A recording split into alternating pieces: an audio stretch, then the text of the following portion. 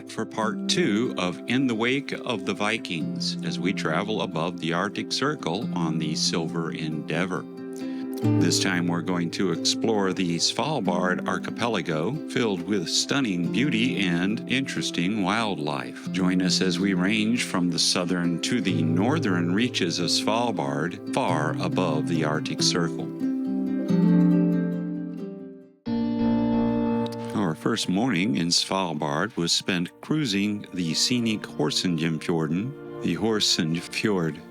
The Hornsundfjord is a small fjord stretching only 19 miles or 30 kilometers into the west side at the southern tip of Spitsbergen, the largest island in the Svalbard archipelago. The archipelago consists of 9 main islands and an undefined, as far as I could determine, vast number of smaller islands, islets, rocks, and scurries jutting up from the sea. The total landmass of the Svalbard archipelago is a whopping 23,956 square miles, or 62,045 square kilometers. By comparison, the landmass of mainland Norway, excluding Svalbard and Jan Mayer Island, is 125,180 square miles. That figure includes the astounding number of islands and islets that hug the coast of Norway, at last official count numbering over 320,000 islands and islets. The Svalbard archipelago is only 650 miles, or 1,050 kilometers, from the North Pole and is situated between latitudes 74 and 81 degrees. There is a year-round population of about 2,200 inhabitants, with most residing in the largest city and government center, Longyearbyen. No roads connect the settlements, and traffic is by boat, plane, or snowmobile. The extremely rugged volcanic landscape of Svalbard is over 60% covered in glaciers and snowfields. That percentage is closer to 90% in the eastern reaches of the island chain. But despite this harshest of landscapes, there is an abundance of wildlife present in the Svalbard archipelago. More about that wildlife and where it's found in just a bit. But first, this is truly a harsh environment. Not so much in the summer when we went, but still it's harsh enough that you need to pack right. Silversea provides an Arctic and Greenland packing list, but I tried to break it down by what you need, what you really need. If interested, I invite you to hit pause or back up and hit pause a little bit to study at your leisure. Most of it's simply practical and meant to keep you dry and warm. And then there's the stuff that you really don't want to forget. The sharp-eyed amongst you will notice that I have listed sunscreen twice. And that's because even though the atmosphere is denser at the poles, confounding factors like snow and reflection from ice and snow will cause a sunburn, even though the environment seems rather benign. As mentioned previously, there were some things waiting in our room for us.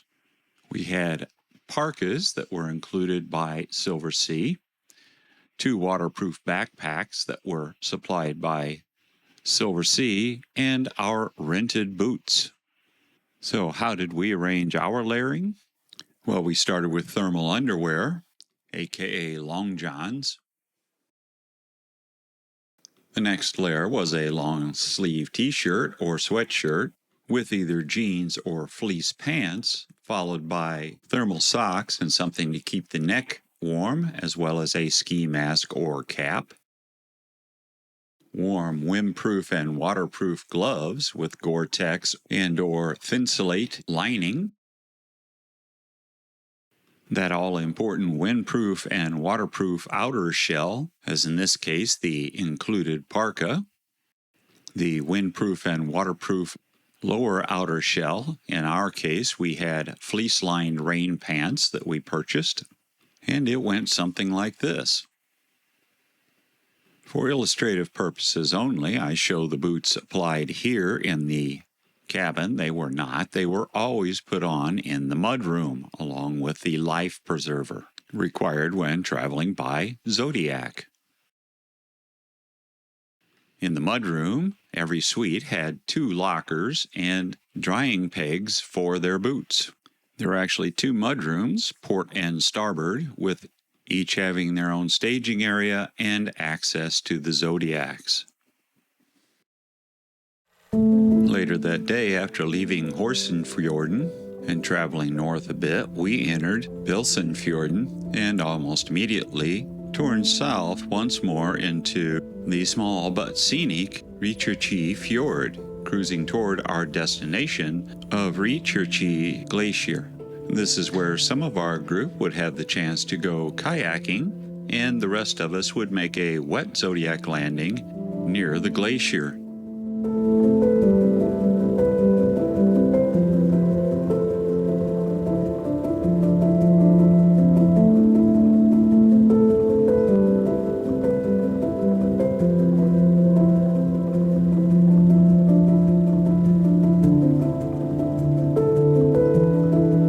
Taking some time to inspect the glacier face from the observation areas on deck 10, it was time to suit up and descend to the mudroom for our first Zodiac wet landing.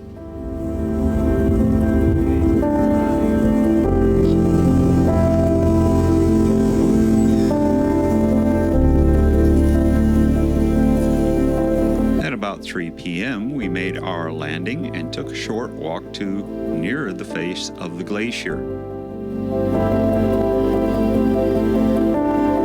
It was here that we received our first glimpse of Svalbardian wildlife in this lone reindeer. It doesn't have a very Svalbardian name, it's that Norwegian name, it's actually a French name. Although the name of this fjord and glacier sounds like the typical tongue-twisting Nordic language, it is indeed French. The small fjord and the glacier which debouches into it is named after the French ship La Recherche that visited the location in 1883. I'm going to pipe down now and let you enjoy the otherworldly beauty of the Richerche Fjord and Glacier.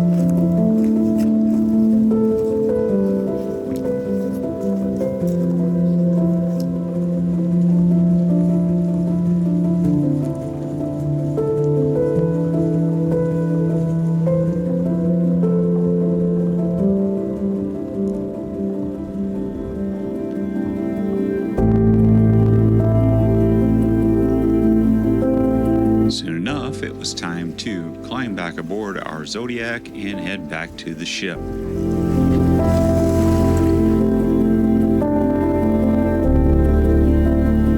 Once back on board, we changed into our evening clothes, attended the briefing in the Explorer Lounge, and then went upstairs to the Observation Lounge for before dinner drinks. Dinner tonight would be again at the restaurant. Please check out Part 5 for our complete dining and drink guide. That evening, after the last Zodiac was safely on board, the Silver Endeavour left the confines of the Hornsundfjorden and headed toward the northern reaches of Svalbard and the tiny fjord of Mollerfjorden. By this time, the idea of 24 hours of sunshine every day was messing around pretty badly with my internal clock. But the next morning we entered the tiny fjord of Mollerfjorden and made our next Zodiac wet landing at Gravnesodden.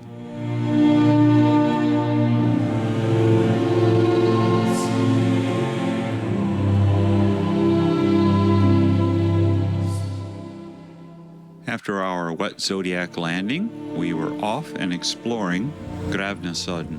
Literally translated, Gravnesodden means gravesite or gravehead, and is the location of a former whaling processing plant where 130 of the people working there died during a particularly harsh winter and were buried here in unmarked graves. There is no record as to the names of these people or actually who buried them. There is evidence that the polar bears in the area dug up the shallow graves and ate the frozen remains, and possibly the survivors who had buried the people who died. The processing plant processed blubber from whales and walruses hunted in the area, but nothing remains except a few walrus and whale bones scattered about. In this stunningly beautiful area, surrounded by glaciers and snowfields and the waters of the fjord, armed expedition team members were stationed about with 30-06 rifles in case of bear attacks. Not to worry, no bears were harmed during the making of this video. In fact, none of the team members claim to have ever shot a bear, having to only once scare one away with a flare gun. And while defense against some bears may be making yourself as big as you can and screaming and yelling at the top of your lungs, that doesn't work so well with polar bears. And we were advised with a little bit of dark humor that you don't have to run faster than the bear, you just have to run faster than the person next to you. Now, one of our bear guards claimed to have spotted some walruses. I didn't see them, but several people with much longer lenses than that on my iPhone were saying ooh and ah, a walrus. So I suspect that there were walrus there after all.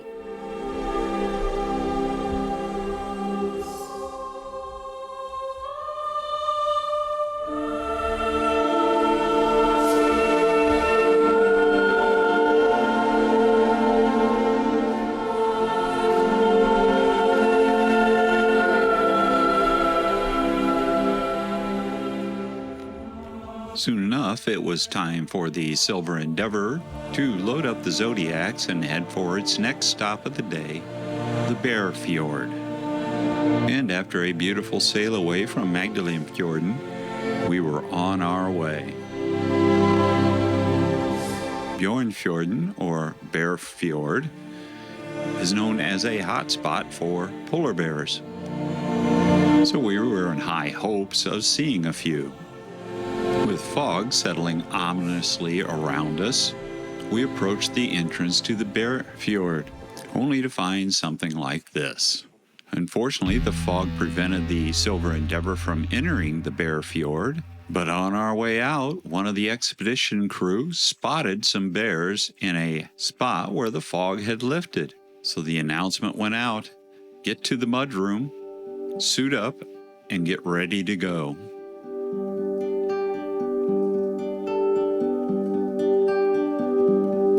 Some of the footage you see here is from Silversea, although most of it is mine.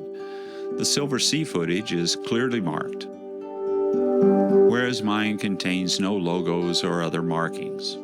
All of this footage, either Silversea's or mine, was shot on this day on this particular outing. Please enjoy this footage of Mama Bear and her two cubs in their natural environment. While the bears entertain us, this seems to be a good time to talk about the wildlife in Svalbard.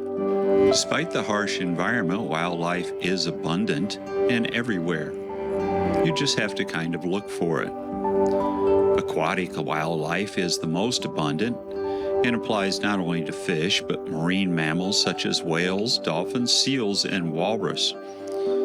There are many species of birds, including cormorants, guillemots, Arctic terns, and everybody's favorite, the Arctic puffin, as well as the bad boys of the bird world, the gulls, seen here.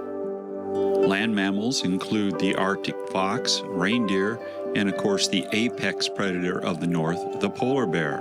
It is estimated that polar bears far outnumber the human inhabitants of Svalbard. The number of bears is so great that it is an actual law that if leaving the city limits of any of the small settlements, you are required by law to have guns large enough and powerful enough to protect yourself and your party against the bears.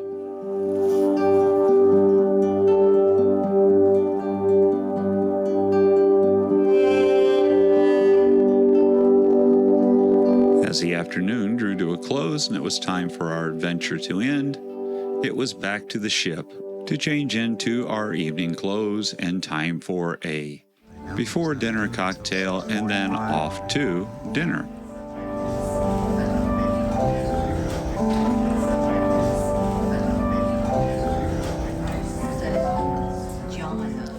Dinner tonight would once more be in the restaurant. Check out part 5 for our complete dining and drink guide.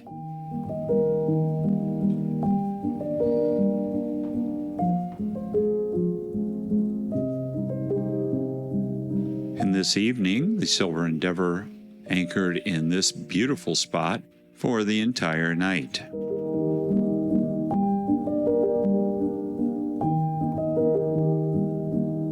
And as the night drew to a close, it was time for bed and get ready for the next day's adventures. The next morning found us cruising Fuglefjorden on our way to the Fjord Glacier.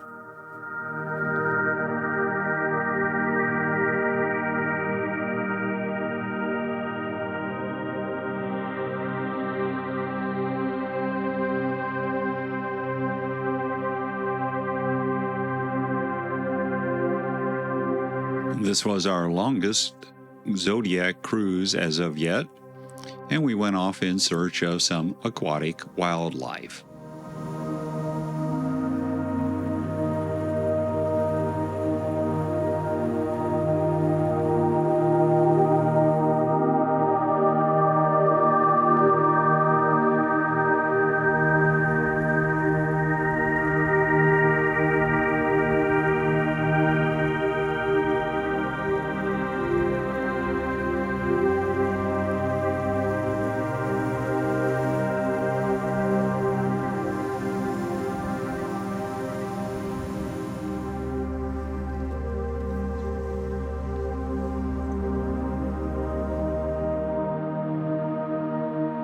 After cruising the stunning vistas of the Fuglefjorden and spotting only a few birds, we made our first seal sighting, this time a ringed seal in a brief encounter.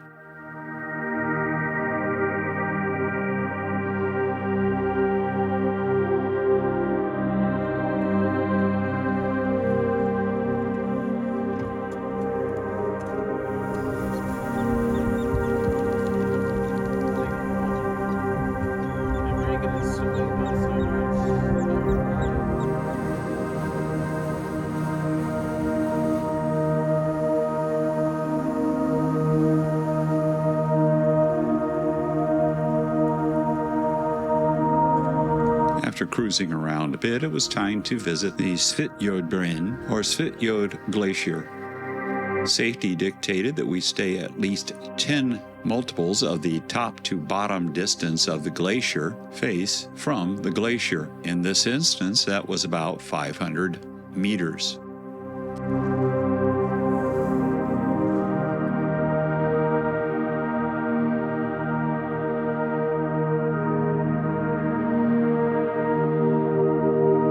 As we traveled to and then from the face of the glacier, dodging the larger pieces of ice and just running over the smaller ones, admiring the stark landscape and the beauty of the area, we spotted an Arctic tern calmly sitting atop a small iceberg.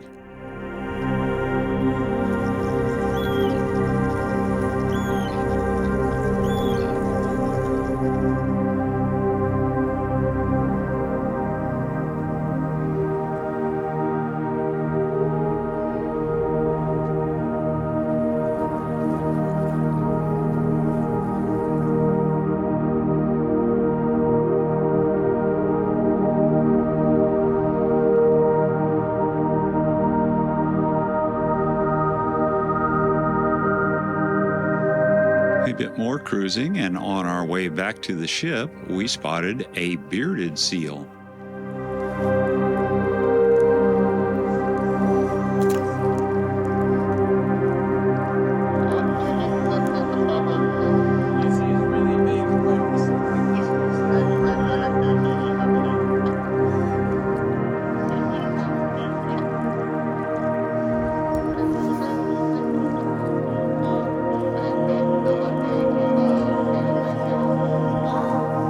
The bearded seal is a rather large animal, and this one calmly swam up almost to the zodiac, where he appeared to be greeting us and saying hello.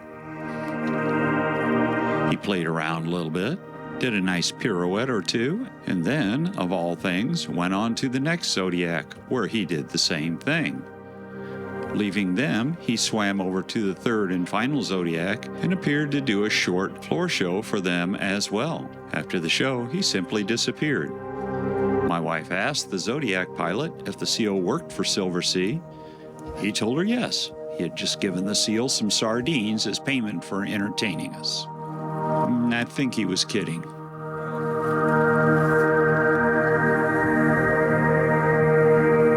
Soon enough, we were back at the ship and traveling past the safety zodiacs that were always out on the water and ready to respond to any emergencies.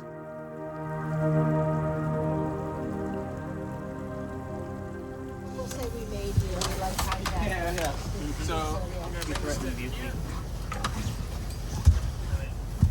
Just stand up with me for a second. And I'm just gonna. No, give me 1 second. You come around. I'm just gonna push this down here. So. There we go. And then let me just remove this. And it was back on the ship, get some lunch, and head on to our next destination, Smeerenburg.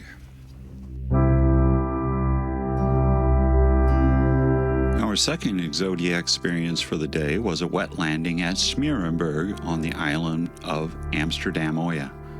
Surrounded by fjords, glaciers, majestic mountains, and other islands of the Svalbard archipelago, Smeerenburg came into existence as a Dutch whaling community and a processing station of whale blubber and whale oil.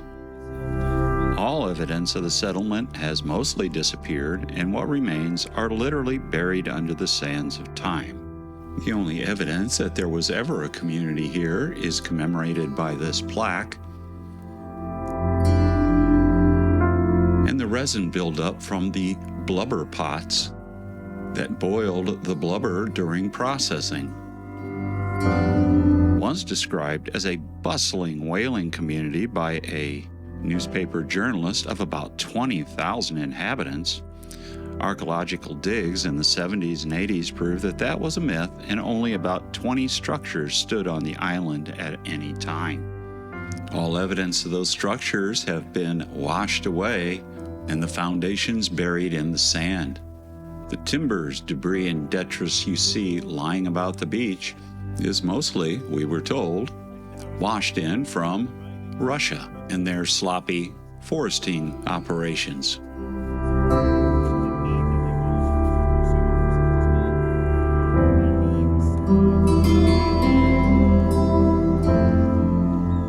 The only residents of Smeerenburg on Fuglefjorden and near Smeerenburg or Glacier are part-time and not human at all. It's these guys. Smeerenburg would be our first close-up encounter with walruses. And when I say encounter, it was an observation about 30 yards away. And what that observation showed us was that these guys are pretty darn lazy and didn't really care if we were there one whit.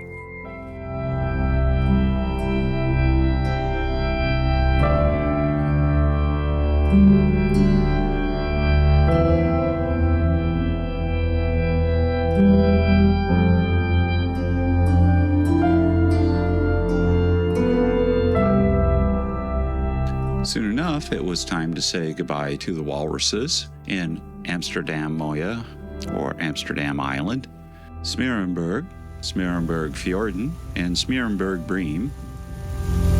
and head on to our next destination, which would find us at the fabulous Lloyd Hotel the next morning.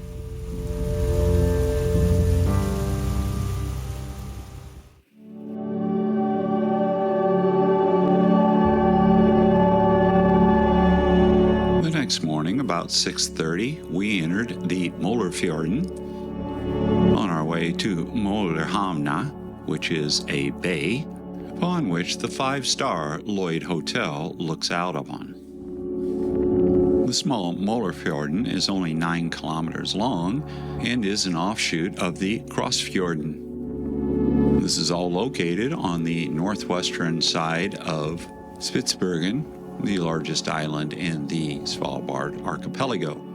After a short trip down the fjord, we arrived at Mollerhamma, which is a bay and a popular early 20th century tourist destination for those looking for the wonders of Norway and the Svalbard Archipelago. After gearing up and making our wet landing, we were introduced to the 5-star Lloyd Hotel. The 5-star Lloyd Hotel is still open for business, has a game room, reading material, and the bar is always open. In actuality, the Lloyd Hotel is still in use. It is a warming hut or survival hut for those that make an overnight landing here and make use of the hotel's amenities. It is a stunningly beautiful area with plenty of glaciers and snowfields surrounding the bay and the fjord.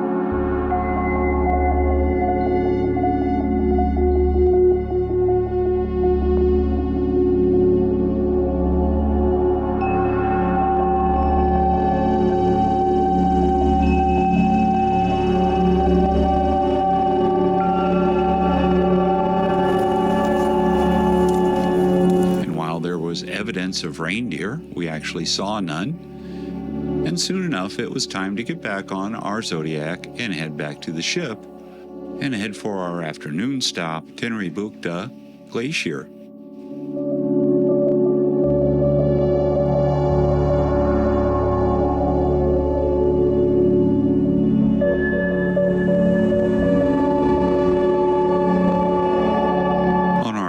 To the glacier, we had plenty of time to go up to deck 10 to acquire some footage and to get the lay of the land. And while the ship was pulling into its anchoring position, we had time for a light lunch in the restaurant. Today, we would just go with all starters. Ceviche of scallops with avocado and cucumber, a pea and mint soup,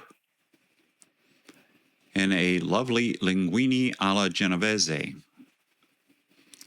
And from the Arts Cafe, a bit of dessert. And then it was time to suit up, head to the mudroom, pull on our boots, and join our shipmates for a Zodiac cruise.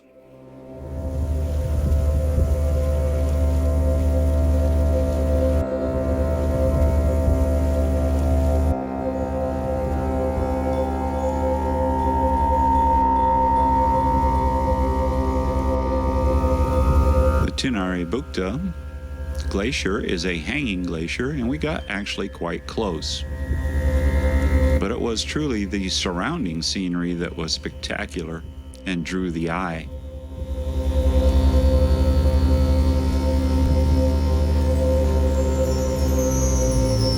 Some wildlife was spotted, a few birds, and this emaciated, starving reindeer climbing up the side of the mountain.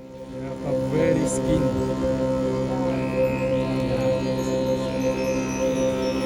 And after our wildlife sightings, it was time to get closer and closer to the face of the Tinayrebukta Glacier.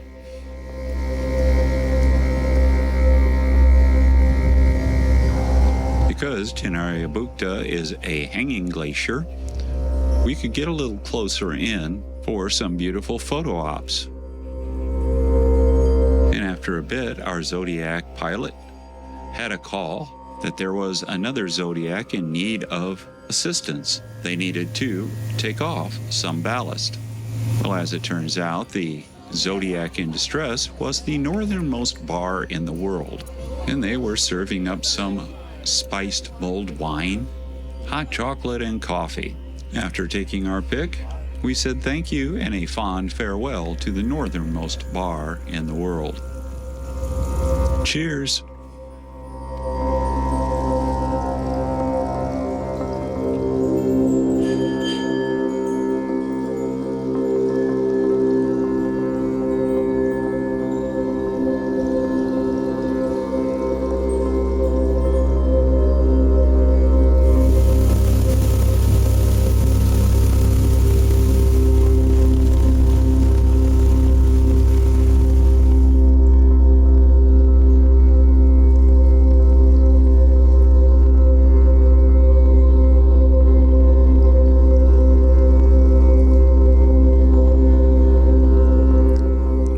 Back to the ship to disembark our Zodiac.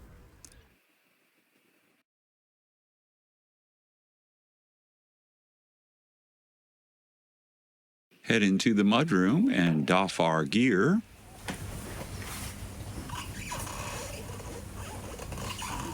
Oh, then you see, huh? Yeah. Very easy.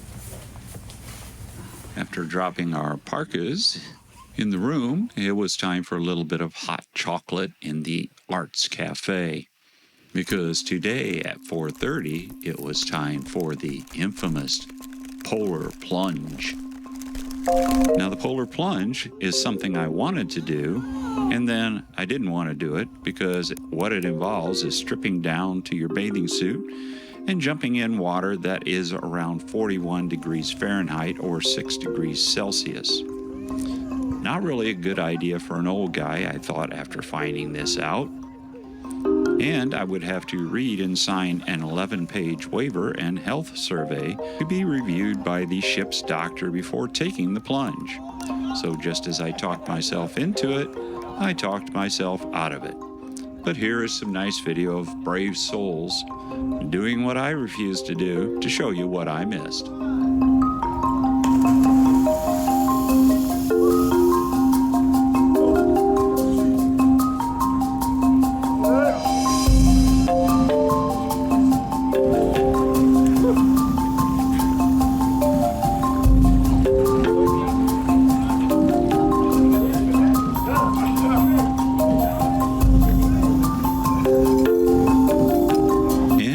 The frigid excitement of the polar plunge, it was time for a little dinner, a little entertainment, and on to bed to get us ready for what you're going to find in part 3. Well, thank you for watching. Please do me a solid. If you like this content, please give me a thumbs up, subscribe, and ring that notification bell to be kept up to date on what's being released.